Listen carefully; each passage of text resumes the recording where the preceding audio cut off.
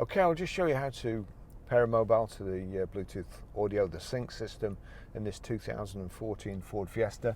First thing we do is make sure that Bluetooth is on, and then we're watching here at the bottom, but you can go into phone. You see there's nothing connected, no phones connected, so it's asking me if I want to add one. So you've got the bottom instructions: add BT, which is Bluetooth, or close. We want to add a phone, so that's that button there.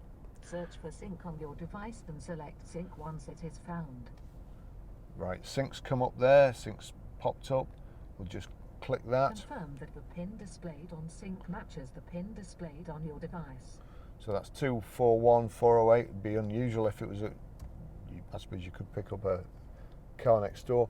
So click there, and then you've got yes and no, so we need to click yes there.